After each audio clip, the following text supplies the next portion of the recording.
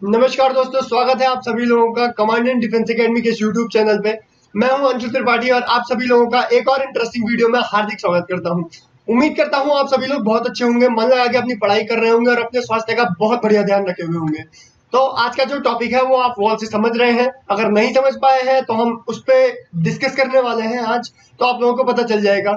लेकिन उससे पहले, अगर आप सभी लोग हमारी academy command and defence academy के साथ जुड़ना चाहते हैं तो आप सभी लोग हमारे यूट्यूब चैनल को सब्सक्राइब कर सकते हैं। साथ ही साथ अगर आप ऑफलाइन जुड़ना चाहते हैं तो इन नंबर्स पे आप अपनी इंक्वायरी कर सकते हैं। साथ ही साथ आप हमें इंस्टाग्राम पे और टेलीग्राम पे ज्वाइन कर सकते हैं, इन सोशल मीडिया पे ज्वाइन कर सकते हैं। ठीक है, तो हम सेशन को शुरू करेंगे। जैसा कि आप समझ पा रहे हैं कि आज का जो टॉपिक है किससे रिलेटेड है। सही सीधी सी बात है, वुमेन रिप्रेजेंटेशन, यानी जो वुमेन के लिए रिजर्वेशन का आयोजन किया गया है, इतना भव्य आयोजन, एक बहुत बड़ा बिल, लेजेंडरी बिल लेके आया गया है, उससे रिलेटेड बात हो रही है। ठीक है, तो थोड़ा हम बैकग्राउंड समझेंगे इसका, उसके बाद हम अभी क्या चल रहा है उसको समझेंगे। क्या चक्कर है कि इसको लाए जाने का रीजन क्या है, वाई, सबके दिमाग में यही क्वेश्चन आता है। तो जैसा मैंने आप लोगों को कहा, रिप्रेजेंटेशन। ठीक है, रिप्रेजेंटेशन अर्थात अगर आप कहीं पे कुछ आयोजन कर रहे हैं या फिर आप कहीं पे कोई असेंबली बिठा रहे हैं, वहां पे वुमेन्स का कितना नेतृत्व है, कितना रिप्रेजेंटेशन है, कितनी वुमेन्स है जो पार्टिसिपेट करती हैं, कितने मेंस हैं जो पार्टिसिपेट करते हैं, कितनी शेड्यूल कास्ट हैं जो पार्टिसिपेट करती हैं, कितनी ट्राइब्स हैं जो पार्टिसिपेट करती हैं। बेसिकली इससे रिलेटेड हम आज चर्चा करने वाले हैं, और इसमें भी प्राइमरली हम किस पे बात करेंगे, वुमेन रिप्रेजेंटेशन पे। ठीक है, देखिए, तो क्या चक्कर हुआ, लाने का कारण है कि वुमेन्स का रिप्रेजेंटेशन बढ़ाना है। ठीक है, कहीं पे भी वुमेन का रिप्रेजेंटेशन क्या होता है, इंक्रीज। आप लोग देख रहे होंगे कि हमारा एक topic women women women climate change, women women women representation G20 में भी आया। तो ये क्या कर रहे हैं, हम इसको पुश कर रहे हैं, इंक्रीज करना चाह रहे हैं। ठीक, इसके क्या क्या रीजन है, एक बहुत इंपॉर्टेंट IR से रिलेटेड है, वो मैं आपको एट द एंड बताऊंगा, ताकि आप लोग टोटल IR कनेक्ट कर सके। ठीक है, तो वो मैं आपको एंड में बताऊंगा, लेकिन अभी के लिए रिप्रेजेंटेशन बढ़ाने के लिए कर रहे हैं। ठीक है, प्रोसीजर क्या है ये हम देखते हैं। तो हुआ क्या, बेसिकली हमारा नया पार्लियामेंट बना, आप सभी लोग जानते हैं। वहां पे एक स्पेशल सेशन बुलाया गया, एक स्पेशल सेशन बुलाया गया, और उस सेशन में क्या किया गया, सभी लोग उम्मीद लगाए बैठे थे कि स्पेशल सेशन बुलाया है तो कुछ ना कुछ ऐसा होगा जो क्या होगा, हिस्टोरिक होगा, या फिर कुछ नया डिसीजन आएगा, कुछ नया बिल लेके आएंगे जो एक्ट बनाने के लिए आया जाएगा। ठीक है, ये सब कुछ हुआ, तो सब लोग आस लगाए बैठे थे, तो वहीं पे इंट्रोड्यूस किया गया क्या, वुमेन रिजर्वेशन बिल। क्या ये पहली बार किया गया, इस पे भी आगे चर्चा करेंगे, लेकिन वुमेन रिप्रेजेंटेशन बिल लेके आया गया। अब ये बिल है क्या, ठीक है, ये बिल है क्या, देखो स्टार्टिंग से हम शुरू करते हैं। कैबिनेट बैठी, कैबिनेट ने कहा कि हम मंजूरी देते हैं इस वुमेन रिप्रेजेंटेशन को बढ़ाने वाले वुमेन रिजर्वेशन बिल को। ठीक है, अब प्रोसीजर क्या है, प्रोसीजर ये अनऑफिशियल प्रोसीजर है कि कैबिनेट बैठेगी और कैबिनेट ने किसी बिल को मंजूरी दे दी। ठीक है, ओरिजिनल प्रोसीजर यहाँ से शुरू होता है कि ये जो बिल कैबिनेट ने प्रपोज किया है, ये पार्लियामेंट में प्रपोज होगा। पार्लियामेंट के दो सदन होते हैं, एक लोकसभा एक राज्यसभा। ठीक है, कहीं पे भी क्या किया जा सकता है, इसको इंट्रोड्यूस कराया जा सकता है। ठीक, अब यहाँ दोनों में पास होने के बाद क्या किया जाएगा, हमारी जो देश की राष्ट्रपति हैं द्रौपदी मुर्मू जी, उनको क्या किया जाएगा, ये बिल सौंप दिया जाएगा। और अगर प्रेसिडेंट जी इस पे क्या करती है, सिग्नेचर करती हैं, तो इसका क्या मतलब है कि ये जो बिल है ये क्या बन जाएगा, एक्ट बन जाएगा, अधिनियम बन जाएगा। ठीक है, इतना आप लोग समझ गए, बिल्कुल सही बात है। अब यहाँ पे क्या चक्कर था, ये रिजर्वेशन बिल था, लेकिन साथ साथ ये क्या था, कॉन्स्टिट्यूशनल अमेंडमेंट बिल था। अब यहाँ पे थोड़ा अलग कैच है, आपको स्टैटिक पोर्शन भी मैं यहीं पे समझा रहा हूँ कि जो नॉर्मल बिल होता है उसमें मैंने आपको जो प्रोसीजर बताया, लोकसभा राज्यसभा और प्रेसिडेंट, ये वाला होता है। लेकिन जो कॉन्स्टिट्यूशनल अमेंडमेंट बिल होता है उसमें एक चीज ऐड हो जाती है। ठीक है, लोकसभा राज्यसभा, ठीक है, लेकिन आधे से ज्यादा लेजिस्लेटिव असेंबलीज, स्टेट की जो लेजिस्लेटिव असेंबलीज होती है, वहां से भी आपको परमिशन लेती होती है, आपको वहां भी क्या ये बिल क्या करना पड़ता है, पास करना पड़ता है। ठीक है, और साथ में लास्ट में क्या, प्रेसिडेंट जी के क्या सिग्नेचर। तो ये कॉन्स्टिट्यूशनल अमेंडमेंट का प्रोसीजर होता है। ठीक है, इतना आप समझ गए। तो what has happened, देखिए, the union cabinet led by prime minister Narendra Modi has approved the constitutional amendment bill to provide reservation for women in parliament, ठीक है, एंड स्टेट असेंबलीज। ठीक, तो क्या है इसमें कि वुमेन्स को पार्लियामेंट में क्या रिजर्वेशन दिया जाएगा, और साथ साथ जो हमारी स्टेट असेंबलीज हैं वहां पे भी क्या किया जाएगा, रिजर्वेशन दिया जाएगा। बेसिक अभी स्टार्टिंग में क्या है, इतना समझ लीजिए आपकी क्या है, वुमेन्स के रिप्रेजेंटेशन कहाँ पे, पार्लियामेंट में या फिर स्टेट असेंबलीज में, ठीक है, वहां पे क्या किया जाएगा, रिजर्वेशन दिया जाएगा। इतना आप लोग समझ गए, ठीक है। साथ साथ अब क्या हुआ कि ये जो कैबिनेट की मीटिंग हुई करीब 1.5 घंटे तक चली, 1.5 घंटे तक चली। इन्होंने सारी चीजें डिस्कस की, क्या होना चाहिए, क्या नॉर्म्स होने चाहिए, क्या टर्म्स होनी चाहिए, क्या कंडीशंस होनी चाहिए, और उसके बाद क्या किया, ये बिल क्या क्या प्रपोज किया, ठीक है, समझ गया आप लोग, ये बिल प्रपोज किया गया। अब थोड़ा इससे रिलेटेड हम हिस्ट्री पढ़ेंगे कि ये पहली बार लाया गया या फिर इससे पहले भी कभी लाया गया। जनरली अगर हम ऑफिशियल देखें तो 1996 से शुरू किया जाता है, लेकिन इससे पहले राजीव गांधी जी इस बिल के पीछे काफी ज्यादा सीरियस थे। वो भी वुमेन्स का रिप्रेजेंटेशन बढ़ाना चाहते थे पार्लियामेंट में भी, ठीक है। आप लोग जानते हैं कि पंचायती जो व्यवस्था है, पंचायती राज व्यवस्था, वहां पे वुमेन्स का क्या है, रिप्रेजेंटेशन है, ठीक है, वहां पर वुमेन्स का रिप्रेजेंटेशन है, और कुछ वहां पे उसके पॉजिटिव और कुछ नेगेटिव्स देखने के लिए मिलते हैं। पॉजिटिव्स भी हैं, ठीक है, तो पॉजिटिव्स पे उन्होंने फोकस किया और वो चाह रहे थे कि क्या किया जाए, क्या किया जाए, वुमेन रिप्रेजेंटेशन बढ़ाया जाए, तो इसलिए उन्होंने ट्राई किया। लेकिन उनकी गवर्नमेंट भी अनस्टेबल थी, इस वजह से क्या क्या हुआ, क्या दिक्कत हुई, वो कभी फुल फ्लैश ये बिल कभी इंट्रोड्यूस कर ही नहीं पाए, ठीक है। लेकिन 1996 में देवगौड़ा जी ने क्या किया, हिम्मत की, भले ही इनकी गवर्नमेंट अनस्टेबल थी, लेकिन इन्होंने भी क्या किया, हिम्मत की। इन्होंने क्या किया, इन्होंने लोकसभा में बिल क्या किया, इंट्रोड्यूस करा दिया कि वुमेन्स का क्या करना चाहिए, रिप्रेजेंटेशन बढ़ना चाहिए, उनको रिजर्वेशन मिलनी चाहिए, ठीक है। लेकिन लेकिन लेकिन क्या हुआ, ये बिल उस समय पास ही नहीं हो पाया, ठीक है। वहां पे इनकी अलायंस गवर्नमेंट थी, इस वजह से क्या हुआ, एक मत नहीं हो पाए, इनको मेजोरिटी नहीं मिली और ये बिल क्या हो गया, गिर गया, ठीक है। इतना हम लोग समझे। अब साथ साथ क्या हुआ, दूसरा दूसरा कि 2010 में यूपीए गवर्नमेंट ने भी ऐसा ही कुछ ट्राई करने की क्या की कोशिश की, ठीक। अब वहां पे क्या दिक्कत हुई कि यूपीए की जो गवर्नमेंट थी वो भी अलायंस गवर्नमेंट थी। अलायंस गवर्नमेंट मतलब उनके पास भी स्पेशल मेजोरिटी, फुल मेजोरिटी नहीं थी, समझ रहे हैं आप लोग। अब फुल मेजोरिटी नहीं थी तो उनके जो ये बिल थे इस पे सब लोग एग्री नहीं हुए, और एग्री नहीं हुए तो अभी क्या हुआ, राज्यसभा में ये इन्होंने इंट्रोड्यूस किया। यहाँ पे एक और चीज आप ध्यान रख लीजिए कि कुछ बिल को छोड़कर आप लगभग सारे बिल क्या कर सकते हैं, लोकसभा और राज्यसभा दोनों में से किसी भी सदन में, किसी भी हाउस में क्या कर सकते हैं, इंट्रोड्यूस करा सकते हैं, ठीक है। जैसे मनी बिल और बजट है, इसको क्या आप राज्यसभा में पहले नहीं इंट्रोड्यूस कर सकते, आप इनको पहले लोकसभा में ही लेके आएंगे, ठीक है। लेकिन बाकी कुछ लगभग बिल हैं जो आप क्या कर सकते हैं, पहले राज्यसभा में भी ला सकते हैं और पहले लोकसभा में भी ला सकते हैं, ठीक है। तो ये बिल पहले राज्यसभा में भी लाया गया, राज्यसभा में 2008 में लाया गया ये बिल, और ये बिल पास भी हो गया, ठीक है। राज्यसभा से ये बिल पास हो गया, लेकिन लेकिन लोकसभा में इंट्रोड्यूस होने से पहले क्या हो गई, गवर्नमेंट कोलैप्स कर गई, और लोकसभा में क्या हुआ, ये बिल इंट्रोड्यूस ही नहीं हो पाया। तो टेक्निकली देखा जाए ये बिल अभी भी क्या है, रिजर्व है, इस बिल पे अभी भी राज्यसभा में पास है। लेकिन अब गवर्नमेंट चेंज हो गई तो किसी पुराने बिल की रिस्पॉन्सिबिलिटी नई गवर्नमेंट क्यों ले, तो इसीलिए ये बिल अभी भी ठंडे बस्ते में है, ठीक है। तो इतना आप लोग समझिए। अगर आप लोगों को पूछा जाएगा कि ये बिल पहली बार इंट्रोड्यूस कराया जा रहा है, तो नहीं, सबसे पहले 1996 में देवगौड़ा जी की गवर्नमेंट ने किया था, लोकसभा में ही गिर गया। और दूसरा 2010 में यूपीए गवर्नमेंट ने ट्राई किया, लेकिन फिर वही गवर्नमेंट अनस्टेबिलिटी होने की वजह से ये लोग भी सिर्फ राज्यसभा में ही इसको क्लियर करा पाए, लोकसभा में ये इंट्रोड्यूस ही नहीं हो पाया, ठीक है। अब इतना आप लोग जान के, अब 2008 का जो एक बिल था, इसमें कुछ नया पुराना कुछ ऐसा था जो इस बिल से, जो अभी हम बिल लाए हैं, इससे मैच करता हो, या फिर कुछ ऐसा था जो हाईलाइट पॉइंट थे, की एलिमेंट्स थे। देखिए उस समय के बिल में क्या प्रोविजन थे, ये women's representation bill seeks to reservation 33%, ठीक है।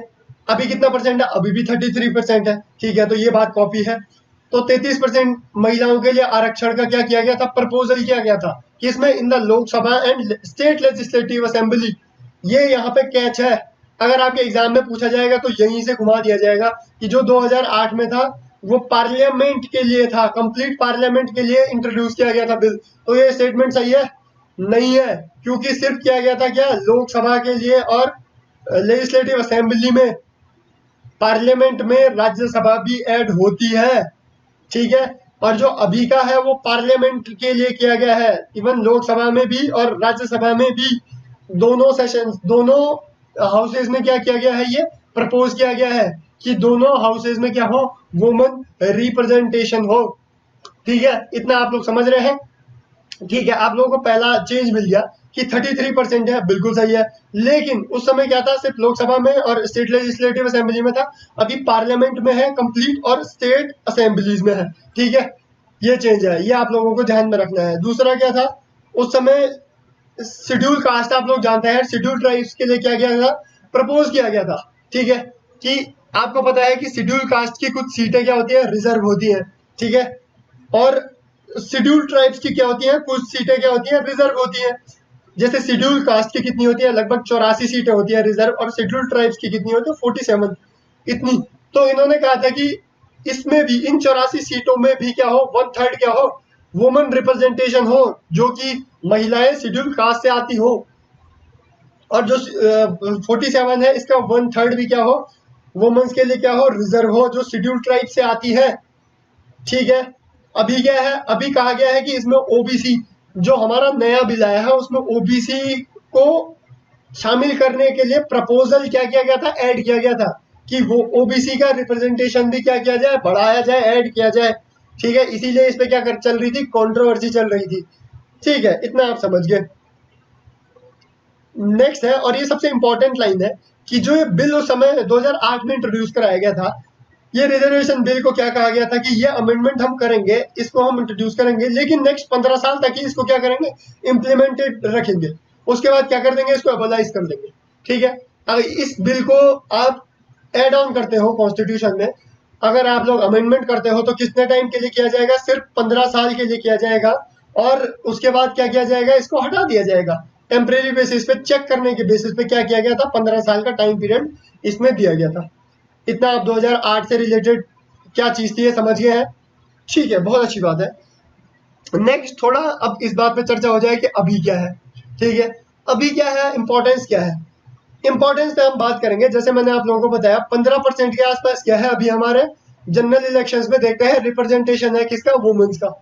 15% बहुत कम है, ठीक है। 15%, जहां आबादी 50% है, जहां आबादी क्या है, टोटल 50% है, 50% वुमेन्स है, 50% क्या है, मेन मानते हैं, ठीक। तो वहां पे सिर्फ 15% के आसपास वुमेन का रिप्रेजेंटेशन हो, ये तो बात जची नहीं, ठीक है।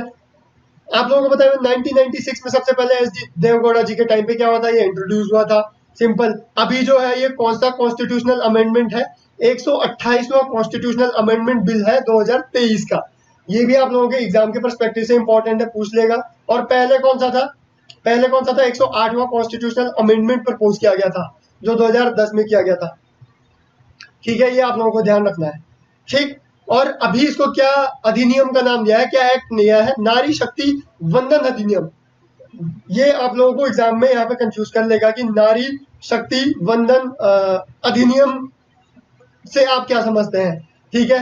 तो क्या स्टेटमेंट बना सकता है नारी शक्ति वंदन अधिनियम से, कि रिसेंटली सीन इन न्यूज। आप लोगों को मैं बार बार बताता हूँ कि ये recently seen in news exam के परस्पेक्टिव से बहुत इंपॉर्टेंट होता है।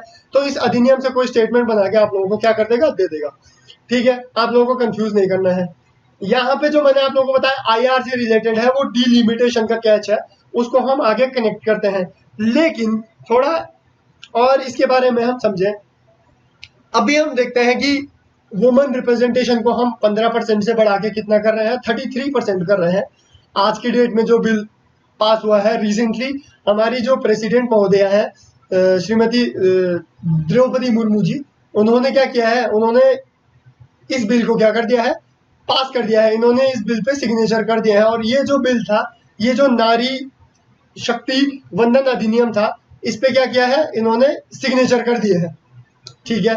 और सिग्नेचर करने के बाद ये कंप्लीट एक्ट बन चुका है, ये अधिनियम बन चुका है, ठीक है।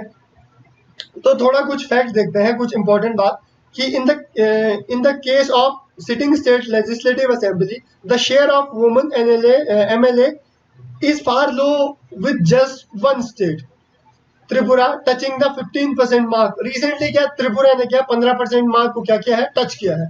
साथ ही साथ 2023 election Nagaland got its first 2 women MLA. 2023 के जो इलेक्शन है वहां पर नागालैंड ने क्या किया, अपनी पहली 2 वुमेन एमएलए क्या की प्राप्त की है। Mizoram 2 has not had a women MLA in past 7 assemblies.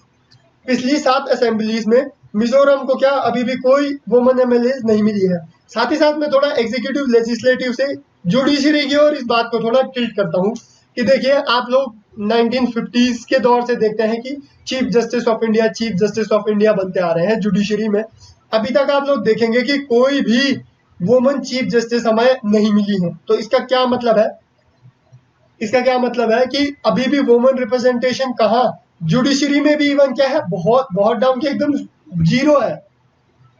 ठीक है, समझ रहे हैं आप लोग। तो ये बात है, तो यहाँ पे इसको इंक्रीज करने की क्या हुई है, ये प्रपोजल है और कुछ नहीं है, कोई रॉकेट साइंस नहीं है। ठीक है, अभी के हिसाब से क्या हमारे पास 543 में से कितनी सीटें होंगी, अगर आज की डेट में 33% लगाया जाए लोकसभा में, तो 181 सीटें क्या मिलेंगी, वुमेन्स के रिप्रेजेंटेशन के लिए सिक्योर हो जाएंगी। ठीक है, इतना आप समझ गए। तो ये बात है। साथ ही साथ अब यहाँ पे आईआर का थोड़ा पॉइंट ऑफ व्यू देख लीजिए कि जो ब्रिक्स नेशन है, रिसेंटली आपने देखा कि 15वीं समिट हुई है साउथ अफ्रीका में ब्रिक्स की, तो वहां पे कुछ कंट्रीज क्या हुए हैं, शामिल हुए हैं। ठीक है, कुछ कंट्री शामिल हुए हैं, तो इसी वजह से इंडिया की थोड़ा इज्जत बच गई, क्योंकि ईरान रिसेंटली क्या हुआ है, शामिल हुआ है। और अगर ब्रिक्स कंट्रीज में अभी भी लगाए हम, तो इंडिया में सेकेंड लोवेस्ट क्या है, वुमेन रिप्रेजेंटेशन है। इससे नीचे क्या है, ईरान। जबकि 6 लोग अभी शामिल हुए, जो पहले के ब्रिक्स थे BRICS, उसमें वुमेन रिप्रेजेंटेशन के मामले में इंडिया क्या था, सबसे डाउन था। ठीक है, समझ रहे हैं आप लोग। तो अभी जो कंट्रीज ऐड हुए हैं उसमें रिसेंटली ईरान भी ऐड हुआ है, तो इसीलिए इंडिया सेकंड लास्ट बना हुआ है। इंडिया में 15% है और ईरान में कितना परसेंट है, 6% है। ठीक है, तो ये आईआर के पर्सपेक्टिव से इंपॉर्टेंट टॉपिक है और इंपॉर्टेंट फैक्ट्स हैं जो आप लोगों को क्या करने हैं, ध्यान रखना है। ठीक है, समझिए आप लोग। नेक्स्ट है यार, इससे रिलेटेड एक बात बहुत चली आ रही है, आप लोग सुन रहे होंगे, डीलिमिटेशन डीलिमिटेशन डीलिमिटेशन। तो प्रपोजल क्या है कि ये बिल, अधिनियम, एक्ट सब कुछ बन गया है, लेकिन अभी आप 2024 के इलेक्शन में इसको इम्प्लीमेंट होते हुए नहीं देखेंगे, इसका इम्प्लीमेंटेशन नहीं देखेंगे। तो कब देखेंगे इसका इम्प्लीमेंटेशन?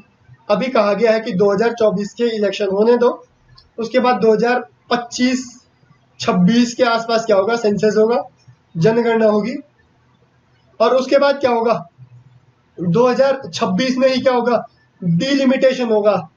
ठीक है, डीलिमिटेशन का मतलब क्या होता है कि आपके परिसीमन होगा, सीमाएं पुनः निर्धारित की जाएंगी। ठीक, आप लोग जानते हैं कि हमारे यहाँ पे सीट्स कैसे अलॉट होती है, रिप्रेजेंटेशन के बेस पे, पॉपुलेशन के बेस पे सीट क्या होती है, अलॉट होती है। आप सभी लोग जानते हैं कि हमारी पॉपुलेशन लगभग 140 करोड़ तक पहुंच चुकी है। ठीक, तो अब इस जनगणना के हिसाब से क्या होगा, डीलिमिटेशन होगा, और इस हिसाब से क्या होगा, बहुत बड़ी बात नहीं है, छोटी सी बात है और बहुत कोई कॉम्प्लेक्स टॉपिक भी नहीं है। इसके हिसाब से जनगणना की जाएगी, जनगणना होगी, जनगणना होने के बाद क्या होगा, सीट अलॉट की जाएंगी, नंबर ऑफ सीट क्या होंगी, इंक्रीज होगी, और नंबर ऑफ सीट इंक्रीज होगी तो क्या होगा, वुमेन रिप्रेजेंटेशन क्या होगा, और ज्यादा बढ़ेगा। क्यों? क्योंकि आपके पास पॉपुलेशन भी तो बढ़ गई है। एक जगह पे पहले 100 लोग थे, अब यहाँ पे 1000 लोग हो चुके हैं। ठीक है, तो 1000 लोग हो गए हैं, तो 100 लोगों पे भी पहले 2 सीट थी, अब 1000 लोगों पे भी 2 सीट हुआ, तो ये बैलेंस नहीं बन रहा है। ठीक है, तो इसी बैलेंस को मेंटेन करने के लिए क्या कहा गया है कि 2026 में हम क्या करेंगे, डीलिमिटेशन करेंगे। 2024 में इलेक्शन होने दो, उसके बाद हम पहले जनगणना कराएंगे, 24, 25, 26 में से कभी भी 2026 में डीलिमिटेशन कराया जाएगा। उसके बाद फुल फ्लेज जब 2029 के इलेक्शन होंगे, वहां पे आपको क्या ये चीज देखने के लिए मिलेगी, जो 33% ऑफ क्या है, वुमेन रिप्रेजेंटेशन है। ठीक है, आज की डेट में आप देखेंगे कंट्रोवर्सी किस पे चल रही है, कंट्रोवर्सी सिर्फ एक टॉपिक पे चल रही है कि आपने एससी को रिजर्वेशन दिया, आपने एसटी को रिजर्वेशन दिया, आपने ओबीसी को रिजर्वेशन क्यों नहीं दिया? कुछ लोग ऐसा कह रहे हैं, कुछ लोग कह रहे हैं कि जरूरत ही नहीं है, कुछ लोग कह रहे हैं कि आपको जरूरत ही नहीं थी कि ओबीसी के लिए क्या आप प्रपोज करें कोई भी रिजर्वेशन का प्रपोजल। ठीक है, तो यही टॉपिक है जिसपे कॉन्ट्रडिक्शन चल रहा है, जिसपे थोड़ा बहस चल रही है, मतभेद चल रहे हैं। ठीक, तो ये वुमेन रिप्रेजेंटेशन से रिलेटेड क्रक्स टॉपिक है। ठीक, इससे रिलेटेड फैक्ट्स एग्जाम में पूछे जा सकते हैं, इससे रिलेटेड आपके कॉन्सेप्ट एग्जाम में स्टेटमेंट में पूछे जा सकते हैं, और इसका जो बेसिक क्रक्स है वो क्यों करा है आपको एट द एंड समरी पता चल गई होगी कि आपके देश में वुमेन रिप्रेजेंटेशन बहुत कम है, और भारत का एक बहुत बड़ा फोकस रहा है सारे इंटरनेशनल पोर्टल्स पर भी कि हम वुमेन रिप्रेजेंटेशन को बढ़ा रहे हैं। यही एक कारण था कि इस बिल को हमें स्पेशल सेशन में क्या करना पड़ा, प्रपोज करना पड़ा। आज की डेट में जो क्या एक अधिनियम बन गया है, नारी शक्ति वंदन अधिनियम, और एक एक्ट बन चुका है। ठीक है, तो आई होप आपको ये सेशन अच्छा लगा होगा, ये टॉपिक से रिलेटेड इंफॉर्मेशन आपको मिल गई होगी, आपको एक क्रक्स पता चल चुका होगा कि क्या इस टॉपिक से क्या है रिलेटेड है। तो अगर आपको सेशन अच्छा लगता है तो प्लीज इस सेशन को शेयर कीजिए, इन वीडियोस को लाइक कीजिए। आपको अगर कोई भी दिक्कत होती है तो आप कमेंट सेक्शन में अपने पॉइंट्स मेंशन कर सकते हैं। अगर आप हमारी एकेडमी के साथ जुड़ना चाहते हैं तो आप यूट्यूब चैनल को सब्सक्राइब कीजिए, और साथ ही साथ अगर ऑफलाइन जुड़ना चाहते हैं तो आप इन नंबर्स पे अपनी क्वेरीज पूछ सकते हैं, अपनी इंक्वायरीज कर सकते हैं, और साथ ही साथ आप हमारे सोशल मीडिया पोर्टल्स पे फॉलो कर सकते हैं। और सेशन की पीडीएफ चाहिए होती है तो आप कमांडेंट डिफेंस एकेडमी के टेलीग्राम चैनल को ज्वाइन कर सकते हैं। मिलते हैं किसी नेक्स्ट वीडियो में, तब तक के लिए धन्यवाद।